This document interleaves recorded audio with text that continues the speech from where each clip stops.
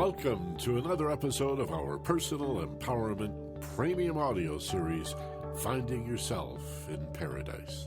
Hi, I'm Michael Benner. And I'm Steve Snyder, and today's show is about some of our most common fears. You know, it's things that many people are afraid of. I guess number one in many people's book is public speaking.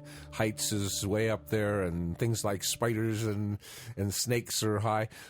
Death is only like 6th or 7th on the list. I mean, you know, that seems funny to me that public speaking is number one and death is 7th. It's like most people would much rather be in the coffin than deliver the eulogy. You know, it seems like a silly way of looking at things. But we're going to take a look at some of these most common fears: darkness, intimacy, commitment. There's some big fears that lots and lots of people have in common.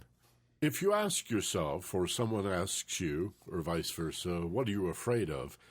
I think it's fascinating to notice how often the answer is, well, you know, I'm really not sure. Or more precisely, I don't know. And I think that's the point. For me, the number one most fascinating aspect of fear is that it's rarely about anything really dangerous. It's about the possibility that there might be some danger there. I don't know. I'm not really sure. I think Emerson famously wrote, "Knowledge is the antidote to fear." He didn't say safety, because he understood that fear, as personal development people often say, could be an acronym for false evidence appearing real. The fear is in what you don't know. It's in the shadows. In fact, isn't fear of dark absolutely fascinating?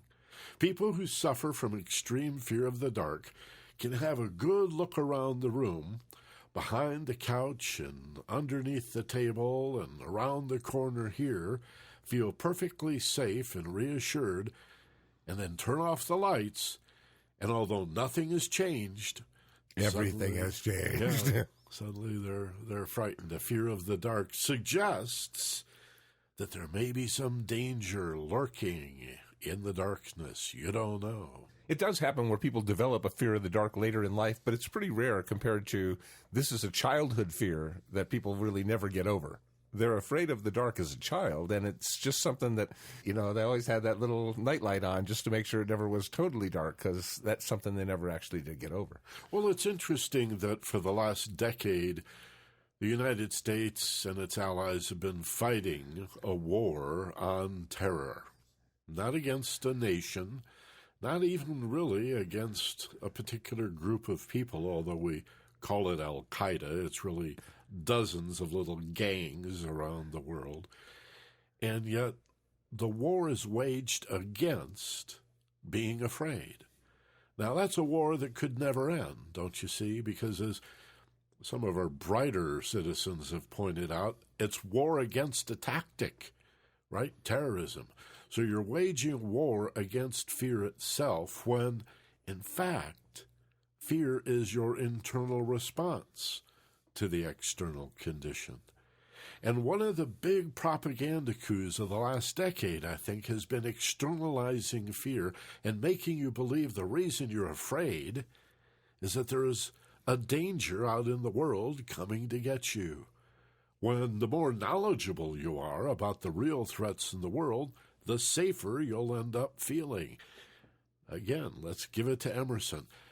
The antidote to fear is knowledge. And you say, knowledge of what? Knowledge of the world around me? Yeah, that's really an important part of it, but even more to the point, knowledge of the self, knowledge of what you're afraid of. In other words, understanding what it is that you as yet do not understand. So many people have these fears that they really can't understand. Like, why am I afraid of heights? I don't remember ever falling from anywhere really high. Or why am I afraid of being enclosed in small places, a claustrophobia? Or why do I feel like afraid of going outside and I need to stay in? That's agoraphobia. There's all these phobias people have that they don't really understand. And so, I mean, sometimes they understand extraordinarily well because they've been through 20 years of therapy and they know exactly why they have it, and it still doesn't help. Fear is often unreasonable. Fear is not something you can logic away. Oh, you shouldn't feel that. I mean, there's no logical reason for you to continue to be afraid of the dark. Look, see, there's nothing lurking in the dark. Now, fear is not something you can face that way, but fear is something you can face. And the problem is, for most people, they're too afraid to face it. The fear is big, and the fear they have of facing the big fear is big. And that's why you can't really face your fear. You can't really go into your fear, experience your fear in your normal waking consciousness, because you bring all the fear with you. What you have to do is face your fear from a place of feeling safe, a place we call paradise, a place of peace and tranquility, where you not only know that you're safe, not only intellectually aware of the fact that there's no wild animals or tigers or bears attacking you right now, but you also experience feeling safe. You have that, like when you're asleep, that, like your muscles are relaxed and your breathing is deep and gentle, and your mind is like, the ego part is like closed off. It's going to sleep now. It doesn't need to be worried about external things attacking you.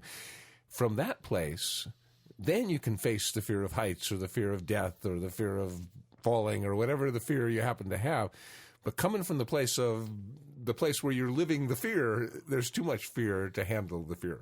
I think that's an excellent point, that your thoughts, your intelligence, your logic and reasoning can only take you so far.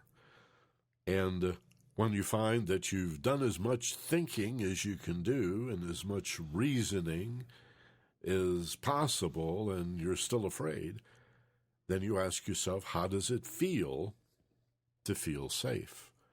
And you move your awareness from your head literally down into your body. I was in my mid-30s before anybody suggested that I could move my awareness out of my head. It was a fascinating experience for me.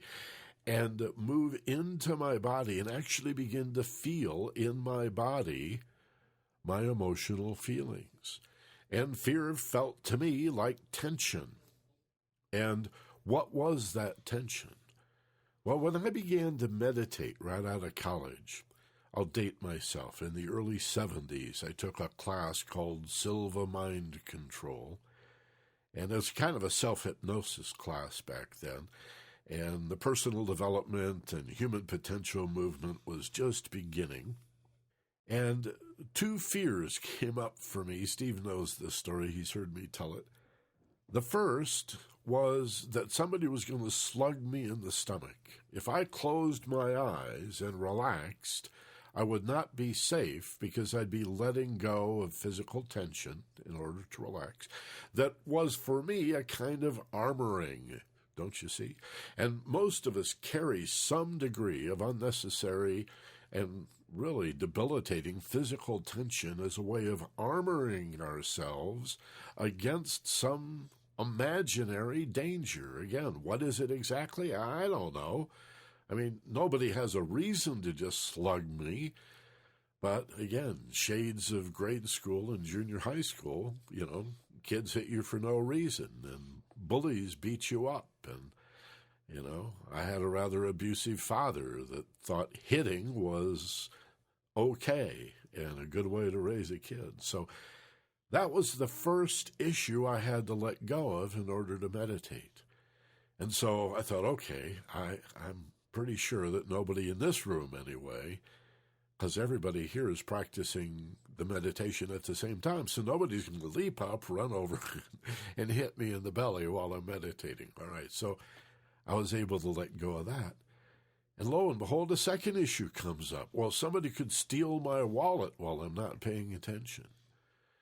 And I had, in fact, had my wallet stolen. I'd been robbed on the street only a year earlier, and it was late at night and a pretty scary deal. But I also know enough about psychology and enough about myself that when I took a look at that, I realized it wasn't just losing the $15 I had in the wallet. It was a matter of identity. My driver's license is in my wallet. My social security card is in my wallet. Proof that I exist is in my wallet, my ID, my identity. And if that's stolen, well, who would I be? Now, it may sound silly, but that's the way the unconscious or subconscious mind works. It takes things very literally. So this is just two examples. They might be different for you, but, like a cake or phyllo dough or whatever, there's a lot of layers here, peeling the onion, if you will, of anxieties and fears, all made up of things that we don't know. And at the center of what we don't know is the self. I think that's real important. The danger is not out there. The terrorism is not really in the world, it's inside of you. And so you don't have to make the world safe to release yourself from most fear and anxiety and stress. You need to understand yourself and make yourself safe through an awareness of who you are and a real interest in why you think, feel, and act the way you do. When you struggle with yourself, when you feel stressed, the way to win the war against stress is to surrender, to release. Well, that's why it's absurd to have a war on terrorism or a war on drugs or a war on poverty or a war on anything that can't surrender. If you can't surrender, if the enemy can't surrender, you can't really win a war. So you can't have a war on a concept, that, like Michael was saying. But you can surrender to whatever it is that you're afraid of and learn to not be afraid of it. You don't give up your fear by overcoming it. You give up your fear by surrendering to it and learning to experience it and be no longer afraid of it. For example, public speaking is perhaps the most common fear of all, something that I've done for a living for over 40 years now, something I love to do.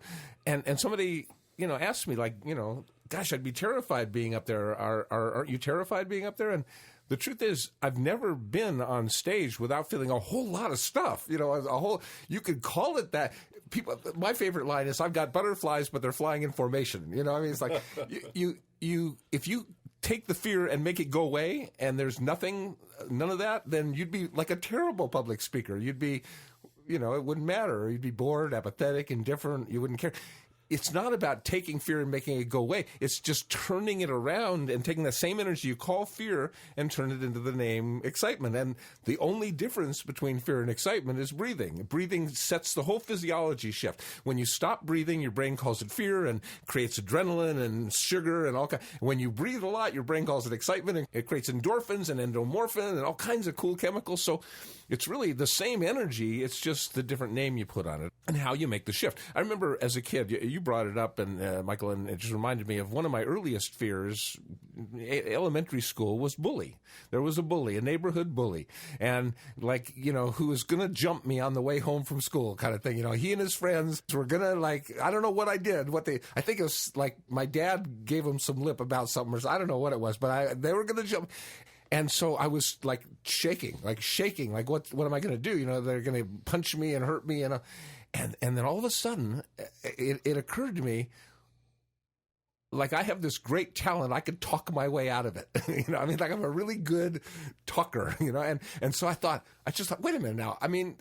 These are reasonable, I could talk my way out of it. And so I started imagining myself, going in, I went into the self-hypnosis, I called it then, that close my eyes and go to a peaceful place thing. And I started imagining the encounter I was going to have after school with these guys, and I was going to, be friendly and talk my way out of it. And so, I don't think it was it wasn't what I said. It was that when I did finally encounter them, I wasn't scared. And because I wasn't scared, I was no fun for them. I wasn't, what good's a target if he's not scared? So I just sort of joked and laughed and said, "Okay, is it time to beat me up now?" And I just played, and I talked them out of really needing to hit me, and it was the coolest thing.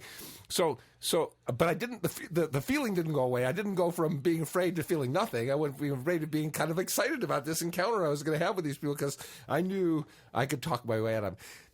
Part of it is facing the fear, not trying to avoid it, because when you avoid fear, it gets bigger and bigger and bigger. It's facing it, but it's not trying to make the energy of it go away. It's trying to make the energy of it change to excitement. You find somebody who's afraid of heights, and every time they get up high, they go, well, now they learn that every time they get up high, they go, and it starts to change, because the next time they find themselves up high somewhere, it'll just be a little teeny bit less, but that's hugely significant, because, as I'm really fond of saying, the worst part about fear is the fear it's going to get worse.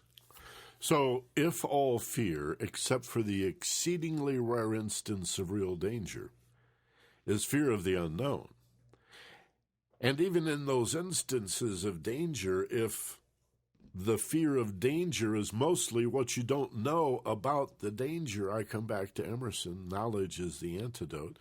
And Steve is saying fear of public speaking on all the lists that you see on the internet and in books and elsewhere. Fear of public speaking is always in the top 5, often number 1. What's unknown about it? Well, the self again. Whether you're going to make a fool out of yourself. Preparing for the program today, Steve said, fear of flying really is the fear of crashing. And we laughed and we said, yeah, and the fear of public speaking is the fear you're going to make a fool out of yourself. Well, you have to think that's a possibility in order to engender the fear and anxiety in the first place. Yeah, it's not like you're not going to make a fool out of yourself. Maybe you are. It's just, it's not so bad. It's like, it's kind of exciting to make a fool out of yourself. If you're comfortable with the self, I will speak about Steve's speaking style. He enjoys getting up and being so enthusiastic and even childlike that if somebody says to him, gosh, where'd you get that youthful energy? I got a 12-year-old. Steve takes that as a compliment. That's exactly the energy he wants to convey, is that, oh boy, golly gee enthusiasm that motivates people. And it motivates Steve, and it motivates a lot of other people. So I don't think there's anything foolish about that. But the point is, you can't control what other people think. And you have very little control over how they feel or what they do. We can, as Steve said, be persuasive. He can persuade the bullies not to beat them up. We can have an influence, we could try and bribe people to like us, I suppose. But at the end of the day, even if you put a gun to somebody's head, you can't really control them, right? So that comes as a shock to a lot of people who need to have that control over external events, or they believe they do, in order to release the fear and anxiety in their lives. And it's just not true. The only thing you need to control is what you have control over. And that's your perception and response, your attitudes and beliefs about who you are and how you roll in the world, so to speak. So if I like who I am, I can stand up and speak and know that some percentage will love it, some will be so-so, some will think I'm an idiot, and I don't have much control over that. All I can do is stand up, tell my truth, and have as much fun doing it as possible. Be passionate and sincere and honest and truthful, and let the chips fall where they may. By releasing my need for everybody to be pleased, which is unrealistic and I think foolish, I'm releasing the vast majority of the fear and the anxiety. And what little is left, as Steve already said, we turn into excitement and enthusiasm. The difference between stage fright and stage fever is a fine line. Those butterflies or those jittery feelings before the big game allow you to do better. I remember years ago, Reggie Jackson, he'd sort of do moderately well throughout the year, and then World Series time and playoff time would come around, and boy, there was Mr. October. He was playing out of his mind because it was all on the line, and that's what it took for him to really do his best. Other people, when the pressure's really, really on, that's when they fall apart. So it's really in your interest to face your fear and to ask it what it wants. If fear had a face and could speak to you, you'd want to know from the fear, what do you want? What are you confused about? Since you represent me, you're a reflection of what I don't know. Tell me what it is I need to know. It's sort of like, what was that movie where Haley Joel Osment, wasn't that his name, said, I see dead people? Oh, yeah. You remember the name of that movie?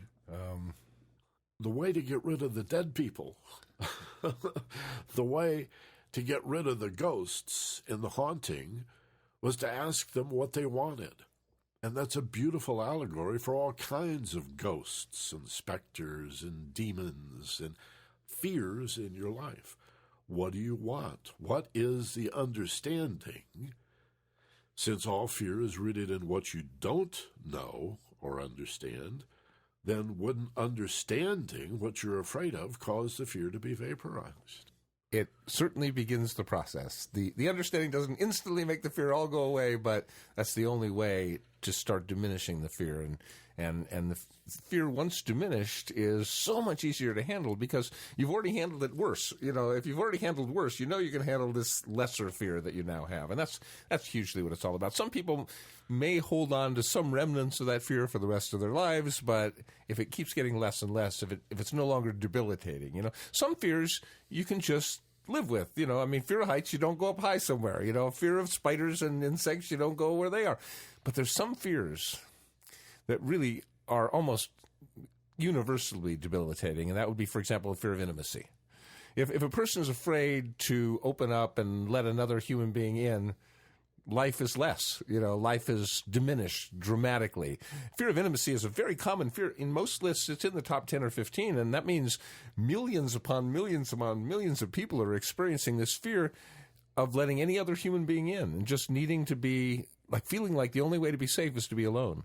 And there aren't, not to say there aren't individuals who are cut out for that sort of life, you know, who, for the monastic lifestyle that, you know, it's sort of meant to be alone. It feels right for them to be on their own. But for most human beings, longing for love, you know, but not being willing to love themselves enough to open up to experience it, that's a really, really difficult fear. Fear of intimacy, fear of love, that kind of fear really takes a whole lot away from a person's life. So we need to deal with those kinds of fears. You can't run away from that kind of fear. And the way you deal with that is however it works best for you to deal with it. But it has to start with a first step, and that's the hardest part of all. Once you take that first step toward healing that fear, facing the fear, being willing to do something about diminishing just a little teeny bit of it, everything changes. The laws of physics are now on your side. An object in motion tends to stay in motion. You're likely to keep going.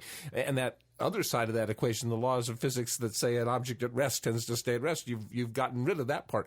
And now you have some evidence, like, look, it feels different. Look, I did something. Look, I've got momentum going. Taking that first step, for example, that fear of intimacy, making that phone call, you know, that, you know, you met that person and you got the phone number, or seeing that person in line and asking that question, or it's sometimes it's the tiniest little thing, but facing it in your mind, in your imagination first, get yourself like ready for it, psyched up for it, and then take that baby step, sometimes a tiny baby step, in facing the fear and handling the experience that you're afraid of and doing something that is outside of your comfort zone.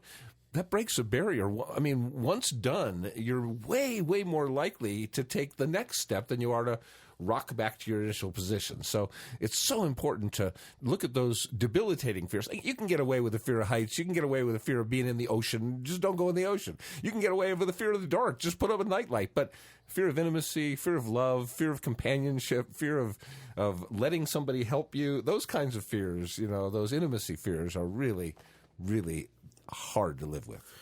We also have the paradoxes, like, I'm afraid of failure, but I'm also afraid of success. And is my fear of success really a fear of failure in disguise? I mean, I think it is, frankly, that a fear of success brings up, well, you're going to fail sooner or later. My mother, God bless her, was well-intentioned when she used to say to me, well, Michael, I just don't want you to get your hopes up. And as an adult, I began to realize, well, why not? I can deal with the disappointment. But she didn't want me to be disappointed. Well, I think it's worth it to risk and to handle the disappointment, especially knowing you can learn from what other people would call a failure, and refuse to see failure as anything other than opportunities to learn and stepping stones to take you eventually to the desired goals and outcomes and results that you want.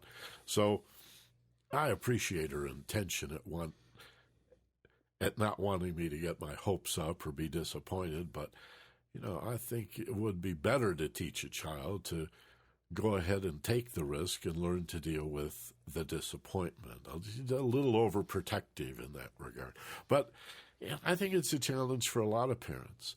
We also have in the fear of success odd kind of a fear about, do I deserve it? Do I merit the success? It's like second-guessing yourself or second-guessing God, I guess, if you're oriented that way. It's like, well, I've got to be sure God doesn't give me too much goodness, or I don't want too much goodness or happiness, too much success in my life, because then the other shoe will drop.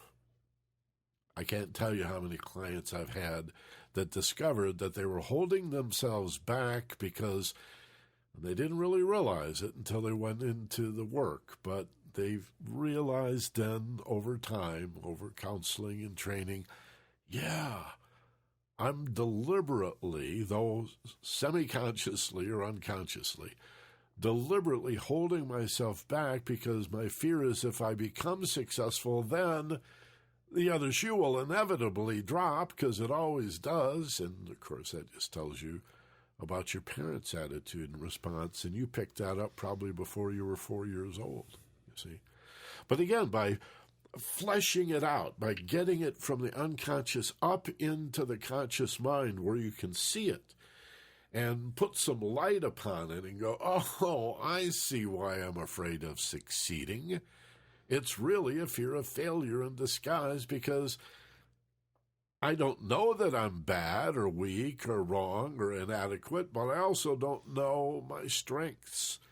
And so I'm afraid there just might be some inadequacy in there somewhere waiting to rear its ugly head and pull me down. And so we have a life of mediocrity.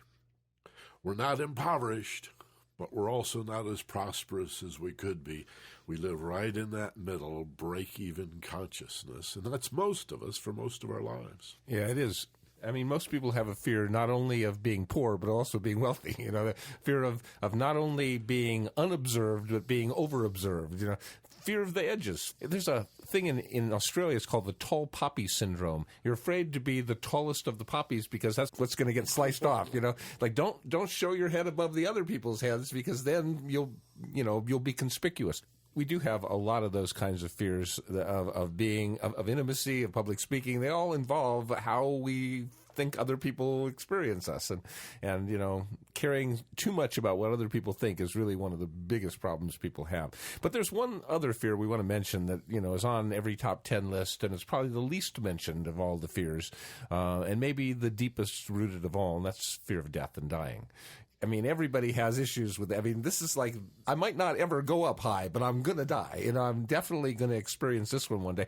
And, of course, there's also the fear of other people dying, which is a whole very different experience. But the primal fear of our own losing our identity, losing us, losing the I-ness or the me-ness, that thing, I mean, the more light you shine on that, the more you look at that and observe it and think about it, the less fearful it becomes. I remember as a child, it was terrifying, the idea of either going to a hell kind of thing, or I didn't buy that for very long, but the idea of going to a nothing kind of thing where there is nothing. And I mean, I don't know. It didn't make sense to me that could, I don't know. The whole idea was terrifying, kept me up at night.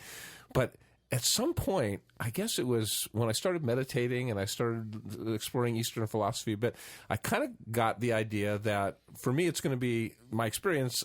I think it's going to be some kind of a transition into something else, and that could be a cool thing. I mean, that the very idea of conscious dying, like being there, aware, okay, to me, it's like I want it to be like a giant water slide, like I'm about to get under this, and I know I'm going to leave up here and go somewhere else, but it's going to be like the birth canal kind of thing was, there's going to be this huge transition thing into something, and all of a sudden, I'm in no hurry to die, but for the last decade or two, I haven't really been afraid of dying at all. kind of cool, I think. I'm kind of looking forward to it when my time comes. I hope to do it much like my grandmother and my mother did it. They both chose their time, essentially. My grandma was ready to die, and then my brother came along and announced that he and his wife were pregnant, and so my grandma waited 9 months to hold that brand new baby in her arms and died a few weeks later. And my mom was waiting for my brother and her grandson, same grandson her mother waited for, to come visit us in Hawaii, and died on the day they were coming. So, they waited till the day she died a few hours early, but she waited until the day we had posted on the wall, this is the day they're coming. That's the day she finally let go. So I think we can have some power over that and choice over that. And most people are just too afraid to even think about the subject of their own death, and the more you think about it, the less frightening it is, and that's the great lesson. I think that's the lesson in all fear. The more you look at it, and the more you know about it, the less frightening it gets. I really believe that meditating, any meditation, will help the meditator in this regard, because we know from Einstein and long before that, but he really found the formula and proved that everything that exists in the material universe is either an energy or matter. It's waves or particles. Energy equals mass. Spirit equals matter, is the way a metaphysician or a spiritually oriented person would say the same thing. But that matter in living beings, people, animals, plants, I suppose, is conscious. On some level, you can argue, well, a plant's not conscious the way an animal is. I grant you the argument, but it still may have its own level of awareness. Self-aware as a plant is self-aware. An animal certainly more self-aware than a plant. Some animals, they have more complex nervous systems and are more aware of themselves. Some animals use tools, and then human beings. As human beings, we're even more aware. Most of us, anyway. Some people work really hard on remaining unaware, it seems. So you've got a third element. You've got energy, you've got mass, but you've got consciousness, you've got awareness. And in many spiritual traditions, this is a middle element between spirituality and the material world. Between heaven and earth is consciousness, your awareness of yourself. Not your thoughts and feelings, but your ability to be aware of what you're thinking. To reflect upon your thoughts and reflect upon your feelings. To think about thinking and how you feel and the relationship between the two. So meditation in any form causes you to be conscious of consciousness. Self-awareness accrues automatically when you relax, whether you follow your breath or have a mantra, or last week's program was about visualization and guided imagery. And as you become more aware that you are more than your thoughts and feelings and physical body, you are the awareness of it, that familiarity, that knowledge and understanding, that experience with being sentient and aware and conscious is a quality of love and a quality of peace that is not just emotional. It stands above emotions. And again, awareness of awareness, this is difficult to describe. It's like, how do I explain a rose to a blind person if they're not allowed to touch it or smell it, or a symphony to someone who's deaf? How do we talk about awareness to people who are not that aware or not even interested in waking up to an expanded sense of awareness or higher level of consciousness? There's nothing superior about being more aware or more conscious. It's just a better understanding of who you are, how it is that you exist, and the part of you then that would transcend death is that awareness. You can, as Steve said, imagine maintaining your awareness through the transition, whatever it is. Neither of us have any desire to tell you what we think is on the other side. Heck, I don't have any idea really what's on the other side. I've often reflected and contemplated on what it might be like beyond the veil, so to speak. I don't know. I got a bunch of different ideas, but I don't really know. Some masters and gurus say they know, but I don't know. Yet what I do feel that I know is that I can maintain awareness through the process. I can be aware of the transition and aware on the other side. And this life is so beautiful, so incredibly beautiful and imbued with love and a capacity to love, that I have to believe that that will continue on the other side. That's why consciousness is often referred to as love, a love that stands above emotion. So that's the way I deal with my fear of death. I become conscious of it. I turn and I face it, and I say to the specter of death, that's okay, you can come along. You can come with me to a place where really there is no need for fear. Imagine that. And no appetites, where love never leads to a broken heart, where you're never betrayed. Is it heaven? I don't know. Is it nirvana? Call it whatever you want. Is it a place or a location?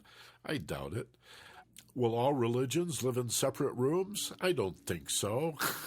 Is there a special heaven for Mormons and Catholics and only some Protestants? And the Jews are all over here and the Muslims are segregated over here with all the virgins? I don't know. I don't think so. Most of this stuff is projection. And when you start projecting what you don't know, those are the very shadows that you fear.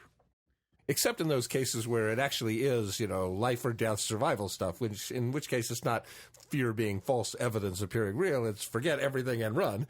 In those cases, your autopilot kicks in, your fight or flight mechanism takes over, and you do, fight or run, usually run, but once in a while it's fight. Occasionally it's freeze or faint, but it's not a conscious decision at that point. But the fears in your life, facing those are conscious decisions. You don't want to face those fears only when they come up. You want to face those fears in your heart, inside of yourself, before they come up. Those things you're afraid of, those things that you find hurtful in your life to be afraid of. That fear you have of going and asking for that raise, that fear you have of saying how you feel to your partner, that fear you have of becoming intimate with somebody else. Those fears that are stopping you, that are causing your procrastination, that are causing you to feel like a victim, that are causing you to make excuses, that are causing you to be late or to fail to do things. Those fears hurt you, and you can face them. In paradise, you can face them. And it's not nearly as frightening when you come from a place of feeling safe, starting from breathing, and your body's not tense, and you're not nervous, and you're anxious. You're from that place. The fear that you're facing is you're in your imagination. Your logical mind's aware of the fact you're not actually asking the boss to raise. You're not actually having this communication with your spouse, but part of your mind, 88% of your mind, some people say, the subconscious portion really doesn't know the difference. Just like when you dream you're falling, you really think you're falling. Part of your mind's really experiencing this thing that in the past caused you this much fear. Now you're imagining facing with only this much fear. And in fact, you're imagining facing with only this much fear, just a little bit of fear. You can pretend, and then you'll tend, and it's the courage to face those fears where there is no real danger, but it's uncomfortable. It's out of your comfort zone. It doesn't feel good. It's not something that people are excited to do or want to do, but boy, the growth that comes from facing the hard stuff. We are shined by the difficult stuff. The easy stuff doesn't make us grow that much. It's the hard stuff. And fear is really the name of the hard stuff. There's love, there's fear. Love is attractive. Fear is something we just need to go into. What was it? George Harrison, I said, so far out, the way out is in. You can't deal with fear by going away from it. You have to go into it. Face it, yeah. And face it in the state of narrow awake, in the place of paradise, in that focused passion alpha brainwave state. There's a wonderful movie, one of my favorites of all time, actually, called Bob, where Richard Dreyfuss plays a psychiatrist and Bill Murray is... Waiting for Bob? I thought it was just Bob. Maybe it is. Okay, could be just Bob. But it's Dreyfuss and Bill Murray, and Bill Murray is this wacky, severely neurotic, almost psychotic guy. And Dreyfuss, the psychiatrist, has just written a book called Baby Steps. Well, I bring it up because that's a pretty important principle in psychology in dealing with fears. And sometimes it's called incremental desensitization. You could also reframe it and call it incremental sensitization, depending on your point of view.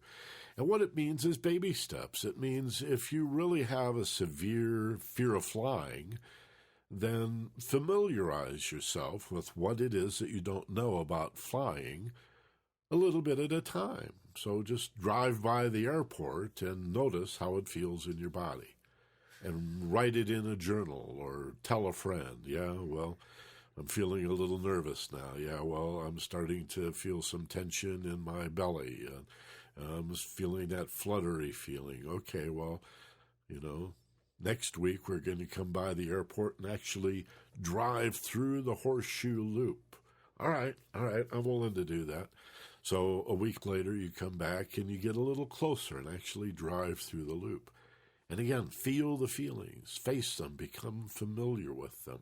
And little by little, it's like turning a blister into a callus because you keep using the area. A guitar player knows this. You just keep playing on top of those blisters, and eventually they'll callus. The fears will fall away as you become familiar. So the third week, you actually walk around in the airport, and then many airlines have these classes where they allow you to get on the airplane and then get off the airplane before it actually takes off. And little by little, same thing with agoraphobics. Let's say you get in a car accident or there's a near miss at this particular intersection, and then your fear of going into that area grows until you can't even go to that part of town anymore. And it keeps growing until you're afraid to go out on the front porch and collect the mail. How do you reverse that? Baby steps, little bit at a time. And again, if this is a severe issue for you, get some help. There's no shame in any of this. And the only shame would be if you didn't reach out and ask a professional, somebody who specializes in this, to help you with your phobias, your fears, and your anxieties. And it reminds me of one of my earliest and most fascinating clients as a hypnotherapist. I had a guy came to me 40 years ago almost, and he was terrified, just deathly terrified of the sound of vacuum cleaners. Just freaky, couldn't even be around. He heard one in the next building, it freaked him out. He didn't know why. Well, usually you can use, I think somebody said 80% of the time, you can use what you called incremental, other people call systematic desensitization, a little bit at a time. And we tried that, imagining there's a vacuum cleaner in the next building and then in the next room, in the next, and then across the room. And it wasn't helping. It often does, but it wasn't helping. Sometimes you got to go for cause. You got to find out, what's at the root of this. And so we did regression therapy. We're taking him back early childhood. You remember having this fear at 10? You remember having this fear at 5? No, I didn't have it at 5. Oh, how about 6? Oh, yeah, I had it, and so we figured out when it was that this fear came about and what was your life circumstances at that time. And as it turned out, at the time they were living, he and his mom and dad, he was 4 or 5 years old, living in this little apartment, and his dad was a raging alcoholic and would come home from work and beat the crap out of his wife, but he would turn on the vacuum cleaner so the neighbors wouldn't hear the screaming. And so the kid associated the sound of the vacuum cleaner with watching his mom get brutalized by this alcoholic father. And so he forgot it. He blocked it, after his dad died when he was 7 or something. He just forgot about that connection. But every time he heard a vacuum cleaner, he'd just freak. So once we got that, once we knew that, now we could do the same process. Now we could go through and imagine it's not really about the vacuum cleaner. Face the fear. Yes, your father was, but he's not around. He can't hit your mom or her. She's gone too. Can't hurt her anymore. Now let's take on the vacuum cleaner, which has just become the symbol for this, this real fear. So sometimes the fear isn't obvious what it's about. Freud had a lot of fun playing with, sometimes a cigar is just a cigar, but sometimes fear of tunnels is something different than a fear of tunnels, So we have to play with that. We have to look at that. There's Jung, Freud's greatest pupil, came up with some incredible ways of looking at symbols and different things that fears can be and mean. But somewhere underneath it, as Michael pointed out at the very beginning of the show, it's always about the unknown. If it's not true, clear and present danger, it's always about the unknown. So shining a light is always the key, and the place to shine that light is in a place where you feel safe, a place called paradise. Yeah, let's do it. Let's do an audio journey and go to a place that you know is safe. Look around you now. And feel is safe as well as know is safe. There you go. Know in all the different ways that you can know. And so you're safe enough to close your eyes. That's a message to the subconscious that you're safe. And we're going to ask you to take some slow, deep breaths. A second message to the subconscious that you're safe.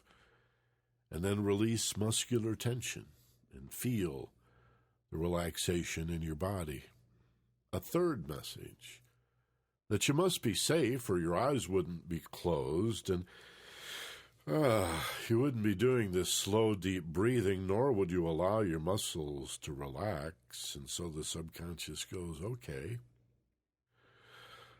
I guess we're really safe, and the brain waves begin to slow down.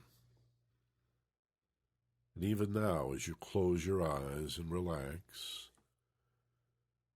and the brain waves lower, and fight or flight goes into abeyance. You don't need it now. Your emotions begin to calm themselves. And the thoughts that distract you from watching yourself in the present moment begin to quiet. Fewer thoughts, fewer distractions. Calmer emotionally. Physically still, moving into a place where you face your fears, where you are the light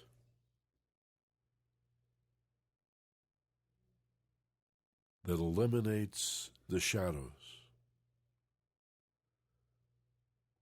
You are, from the inside out, that source of illumination that allows you to see, to hear, to feel, to watch, and to understand. So it is here that you can clear any fear that may appear. It is here you can clear any fear that may appear. So allow any fear to arise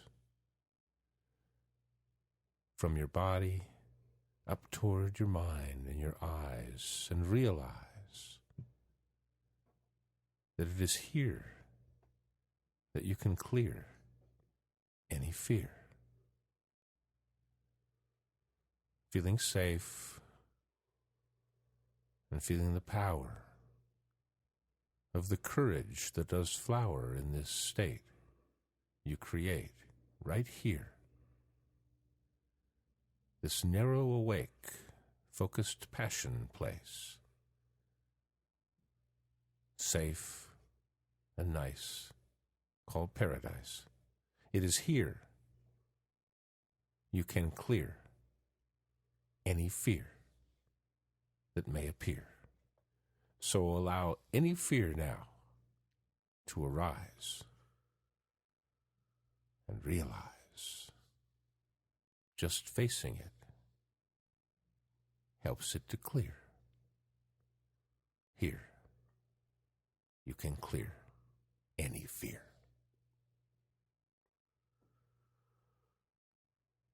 Like Robert Frost, who took the road less traveled If you come to a crossroads and one direction feels scarier than another, in this process, you take the one that's even more scary. You go deeper into the fear. You face the fear, for you are the light that reveals what may have been lingering in the shadows. With an open mind and an open heart, you confront your fears, asking, what am I afraid of? What's really frightening about this or that? And prepare for an aha.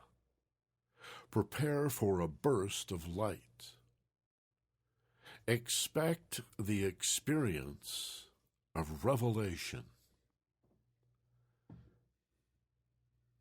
as a sense of what it is you didn't know now bursts into your awareness, showing you what you had not known until just then, which you now know and immediately feel with a sense of illumination. Aha, that's it. Well, no wonder I was afraid.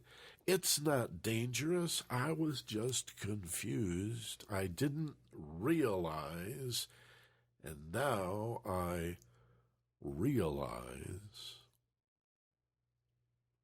And what is real is I am safe in the knowledge that allows me to know myself a little bit better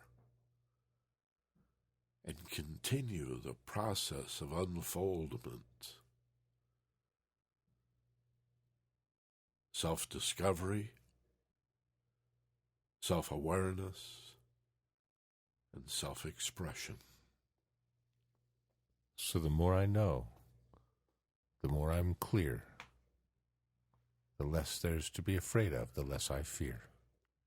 And in this state, the road is paved for me to be courageous, for me to be brave, and face whatever made me afraid before. From this courageous, much braver place, I can face much more. So any time there's fear to face, anywhere, any place, you close your eyes and go inside to the place where your courage does reside, in this peaceful place, in this paradise space. And from here it becomes so clear that any fear that may appear, I get clear and it disappears. Knowledge, the light, takes the fear and makes it say good night. Bring this simple sense of understanding, clarity, and awareness with you back to the waking state, as if you now have an expanded view of yourself in the world. More comfort, more peace, more ease, even grace and elegance as you move into a world that you understand better as a result of knowing yourself better. And with that expectation in mind, held gently, take a nice, slow, deep breath. Hold as you peak, and as you exhale now, open your eyes, wide awake, back in the room, alert, rested, refreshed, feeling fine, better than before. Yeah, fear is such a fascinating part of our lives. You know, it's the part that we need a little bit of it. You know, I mean, fear of snakes. There are poisonous snakes. There are poisonous spiders. Most snakes are safe. Most spiders are safe. You know, but the fear of heights. Well, people do fall off cliffs. I mean, there are some reasons to be afraid, but most of fear is, as Franklin Roosevelt said, fear of fear. Nothing to fear but fear itself. Most of fear is just looking at what could be. It isn't really about survival. It isn't really about danger. Some of it, but most of it really about the ego going overboard to try and protect us and keep us safe from those things that aren't really truly dangerous. Thanks very much for being with us. Hope you'll join us again next week as our series unfolds. 52 weeks a year, rain or shine, come what may. Personal empowerment in a premium audio program. We appreciate your interest and your support, and hope especially at gift-giving time this season that you'll consider sharing the gift of a subscription to Finding Yourself in Paradise with your friends. If you have any question about how to do that after you've looked at FocusedPassion.com, just send us an email to info@FocusedPassion.com. One of us will get back to you personally and be happy to answer any question that you have about giving this wonderful gift of personal empowerment, personal discovery and development. It's always a happy outcome, a wonderful gift. I mean, imagine, what better could you do for anyone than to help them feel less afraid and safer in the world? This is a time of peace, right? Peace on earth, goodwill toward all. What a great way to share that with your friends and family. We'll talk to you next week as you be gentle and love life and care for each other. For Steve Snyder, this is Michael Benner. Aloha from Maui, Hawaii.